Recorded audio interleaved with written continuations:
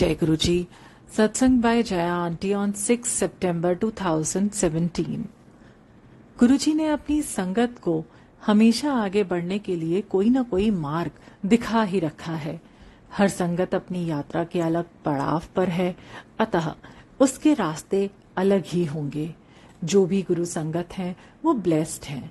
आज उसकी मिली ब्लेसिंग्स हमें नहीं दिख रही हो, इसका कतई मतलब ये नहीं होता कि उसने कुछ कमाया ही नहीं इस दरबार से। बहुतों बार हमारी ब्लेसिंग्स को गुरुजी हमारी आंतरिक शुद्धि में खर्च कर देते हैं।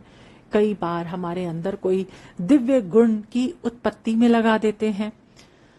ऐसे में हम में बाहरी कोई बदलाव प्रत्यक्ष नहीं दिखता है, पर जब आंतरिक कार्य संपन्न हो जाता है तो अचानक हमारी बाहरी समृद्धि दृष्टिगोचर होने लगती है। हम गुरुजी की लीला में हैं। उन्हें जो भी हमारे लिए बेस्ट लगेगा वही देंगे और आज तक देते आ रहे हैं। ये तो हम मानवों की आदत है कि मिली हुई चीज हमें तुच्छ प्रतीत होती है, जबकि बाकी उसी चीज को तरसते होते हैं। यदि ये हमें नहीं मिला होता तो हम भी यही मांगने वालों की कतार में होते। हमें शुक्रिया करना आना चाहिए। शुक्रिया हर किसी का करना है। जो अज्ञात है उसके भले ही हम शुक्रिया अदा नहीं कर रहे हों, पर हर उस जीव का जो हमारे काम आया हो, जिसने हमारी मुस्कुराहट को कायम रखने में मदद की हो, भले ही वो उसकी ड्यूटी हो, पर हमारा शुक्रिया करना बनता है। जब तक हम इंसानों या जीव जंतुओं का शुक्रिया करना नहीं सीखते, हम ईश्वर का शुक्रिया कैसे करेंगे? आखिर इन कण कण से ही तो वो हमारी मदद कर रहा है। उसे कोई वैसा ईश्वरीय रूप धारण करके आने की जरूरत नहीं है जैसा कि हमें मीडिया या फिल्मों में दिखाया जाता है। तरह तरह से सजे धजे वो हमारे चारों तरफ हैं, हम उनका शुक्रिया करें। मुझे कुछ समय पूर्व रोजाना फ्रेश फूल शेयर करने का आदेश मिला। घर के छोटे से लॉन ने मुझे रोज ही कुछ नए फूल दिए। आश्चर्य तो तब होता जब मुरझाया हुआ सब कोई पौधा एक या दो फूल खिलाकर मुझे अपनी ओर आकर्षित करता, जिससे उसे गुरुजी के संगत में पॉजिटिविटी फैलाने का अवसर मिले और उसका ये पौधे वाला जीवन सफल हो जाए।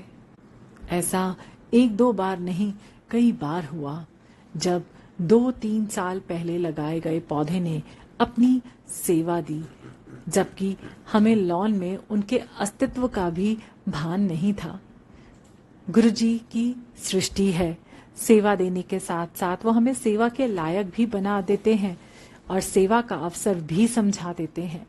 ये हम मानवों पर है कि उनके मैसेज को दिल यानी भाव से सुने या दिमाग यानी लॉजिक से सुने। जहां लॉजिक होगा वहां भगवान नहीं होंगे, क्योंकि 4 किताबें पढ़कर कुछ लोगों के साथ वाद विवाद करके हम अपने को विद्वान तो मान सकते हैं, पर ईश्वर को नहीं पा सकते। ईश्वर को पाना है तो सेवा सिमरन के साथ साथ उनकी आज्ञा की पूर्ति भाव से करनी है। हम आज सेवा के नाम से अपने अंदर घमंड ही पैदा कर लेते हैं। एक आम इंसान अपनी जिंदगी आम तरीके से जी रहा होता है, उसे गुरुजी के दरबार में आने का बुलावा आता है और साथ ही साथ उसे सेवा का अवसर भी दिखता है, बिना जाने कि दरअसल सेवा होती क्या है। वो कूद पड़ता है इसमें। कुछ ही दिनों में उसे ये भी एहसास हो जाता है कि सेवा के नाम से अपनी पहचान बनाना बहुत ही आसान है और अब वो गुरुजी की सेवा यानी संगत की सेवा ना करके अपने तुच्छ मनोरथों की सेवा करने में लग जाता है। सेवा आज भी वो वही कर रहा होता है, पर अब भाव अलग हैं। अब उसका अहंकार इसे सेवा नहीं रहने देता है। एक छोटी सी घटना शेयर करती हूँ। एक संगत कुछ ऐसे ही सेवा में लगे थे। उन्होंने घर के सत्संग में सेवा की पूछी, जिसे विनम्रता से मना कर दिया गया, क्योंकि एक टीम पहले से ही सेवा करती आ रही थी और जिन्हें घर के कोने कोने का पता था। जाहिर है सहूलियत के हिसाब से यही सही लगा।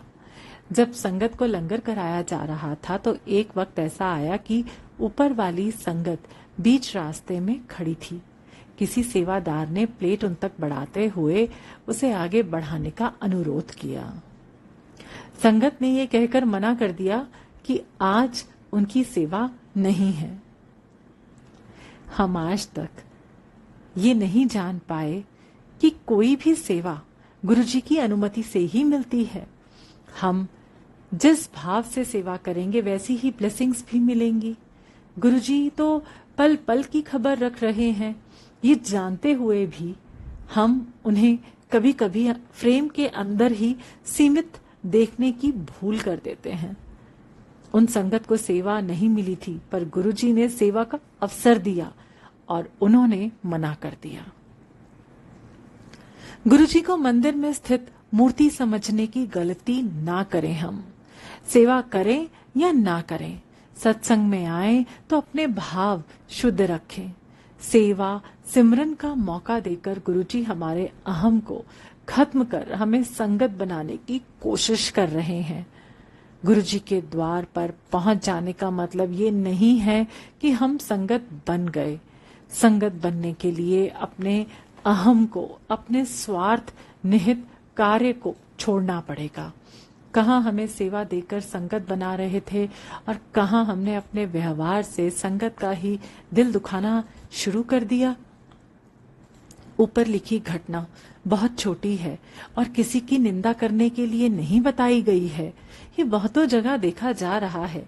सेवा के नाम से संगत के ऊपर रौब डालना और उन्हें अपने हिसाब से चलाने की कोशिश करना आजकल आम हो गया है। इसे हमें ही रोकना होगा। उन्हें गलत करने से रोककर हम उनका ही तो भला कर रहे हैं और ये हमारी सेवा ही हुई। हम सेवादार को समझना बहुत जरूरी है कि भाव के बिना सेवा नहीं हो सकती। सेवा करें तो बिना अपने अहम के, बिना स्वार्थ के, बिना किसी को दुख दिए, नहीं तो अपनी आंतरिक शुद्धि करने के लिए सत्संग में बैठें। सत्संग में बिठाकर गुरुजी हमारे इन्हीं गुण अवगुणों से हमारा परिचय कराते हैं और एक एक करके उनसे छुटकारा दिलाते हैं। बिना आंतरिक परिवर्तन के हम संगत नहीं बन सकते, बस इस दरबार में आने वाले एक सदस्य बनकर रह जाएंगे। गुरुजी आध्यात्म गुरु हैं। हमारी सांसारिक जरूरतों के साथ साथ हमें आध्यात्मिक मार्ग पर तेजी से भगाने के लिए हमसे बहुत कुछ करा भी रहे होते हैं। हम जाने अनजाने उसे कर भी रहे होते हैं। जिन संगत ने भी इस रास्ते पर बहुत तेजी से बढ़त पाई, उन सब ने गुरुजी के मैसेज को बड़ी तत्परता और भाव से फॉलो किया। हर मैसेज को जो हम तक पहुंचा वो गुरुजी का मैसेज है।